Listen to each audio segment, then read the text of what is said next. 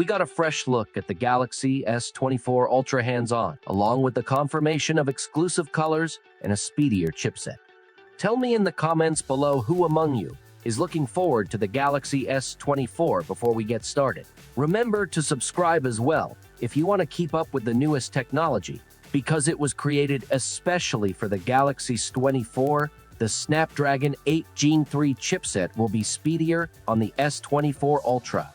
The Cortex-X4 cores of the Snapdragon 8 Gen 3 overclock variant will operate at 3.4J, whilst the ordinary model's cores work at 3.3JZ. He does note that this overclock version would only be accessible in specific areas, but because there will only be a slight increase in clock speeds, I wouldn't be overly concerned. For those of you who prefer something a little bit different, we have information about new exclusive colors that are directly available from Samsung. 3 color variations of the Galaxy S24 Ultra Orange, Blue, and Green were seen in the marketing renders that were leaked. Since Samsung is removing the content, I'm unable to show you the marketing renders, but I've made these images based on them to offer you a full 3D look at the new colors. For those of you who want something a little bit different, the orange S24 Ultra has a silver frame, while the blue and green versions have a black frame. Overall, these look amazing.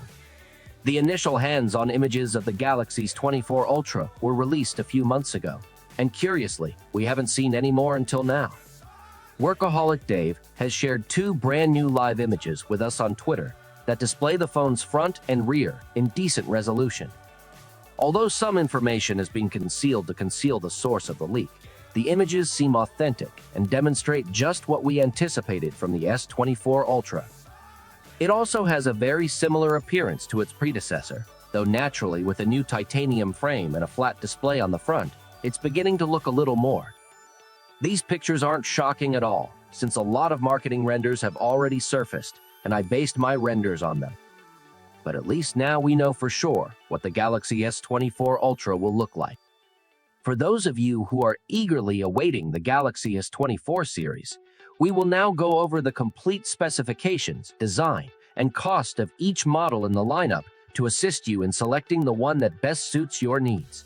Regular viewers, move on to the next video as you've already seen this one. However, if you're new here, click subscribe right away and we'll get started.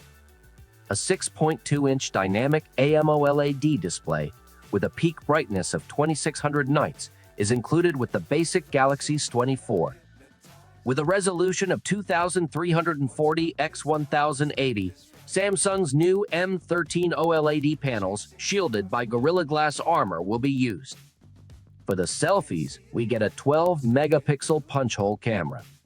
There are 3 cameras on the back, a 12-megapixel ultra-wide, a 10-megapixel telephoto, and a 50-megapixel primary camera. Naturally, the Snapdragon 8 Gen 3 will power it in South Korea and the USA, while the Exynos 2400 will power it for those in Europe. We receive a choice of 128 or 256 GB of storage, along with 8 GB of RAM. Naturally, this is UFS 4.1. With its 4000 mAh battery, which it includes, you can charge it from 0% to 50% in just 30 minutes. Wi-Fi 7, Bluetooth 5.3, and 5G are coming. It will now come with One UI 6, which is based on Android 14, and it will probably ship in San Francisco on January 17 for about $800. Now let's move on to the Galaxy S24 Plus, which boasts a 6.7-inch dynamic AMOLED display with 120 Hz. We receive a 3120 by 1440 resolution increase in Quad HD+, and Samsung's new M13 OLED screen will be used. And once more, Gorilla Glass armor provides protection. For the selfies, we get a 12-megapixel punch-hole camera. Afterward, there are 3 cameras on the back, a 12-megapixel ultra-wide, a 10-megapixel telephoto, and a 50-megapixel main. In South Korea and the USA, it will be powered by the Snapdragon 8 Gen 3. Users in Europe will also receive the Exynos 2400. Once more, we receive 12 GB of RAM, along with a choice of 256 or 512 UFS 4.1 compatible storage. Our 4,900 mAh battery can be fully charged in about 30 minutes, going from percent to 65%. Once more, we have Wi-Fi 7, Bluetooth 5.3, and 5G. Based on Android 14, it will ship with One UI 6 and is anticipated to go on sale on January 17 for about $11,000. The Galaxy S24 Ultra, the most expensive model, is officially here. We received a 6.8-inch 120 dynamic AMOLED display with the S24 Ultra. With a peak brightness of 2600 nits, it boasts a resolution of 3088 by 1440 and, once more, uses Samsung's new M13 OLED screen, which is shielded by Gorilla Glass armor. For the selfies, we get a 12-megapixel punch-hole camera. Moreover, there is a 200-megapixel primary camera, a 12-megapixel ultra-wide, a 50-megapixel telephoto lens with 5 times optical zoom that can also be cropped to a 10 times lens, and an additional 10-megapixel telephoto lens with 3 times optical zoom on the back. In contrast to earlier speculation, the Snapdragon HN3 will power it everywhere. Additionally, the Exynos will only be used by the S24 and S24 Plus.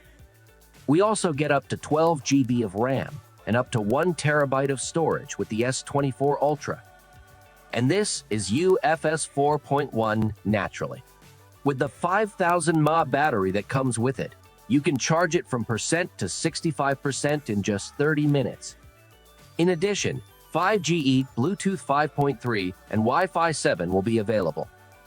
It will now come with One UI 6, which is based on Android 14, and it will probably go on sale on January 17 for about $1,200. All things considered, the Samsung Galaxy S24 Ultra appears to be a respectable improvement over its predecessor. The user experience is significantly improved by the new AI functions alone, particularly in the area of photography. The excellent 2600 nits display promises significantly improved usage, particularly in bright light. Additionally, the flat display will be useful for those of you using the S Pen while pressing the screen close to the edge. Naturally, the Snapdragon 8 Gen 3 will result in significant gains in efficiency, performance, and battery life. In general, I'm pleased with the modifications. It's unlikely that anyone holding an S23 will be rushing to upgrade given its resemblance to the S23. However, it will undoubtedly be a fantastic option for anyone seeking to acquire their first S phone or someone with an old S phone. We will be receiving more and more information as the formal launch approaches, and I will share it with you as soon as it becomes available. Thus, be sure to subscribe. Watch the channel for further updates in the future, and until next time.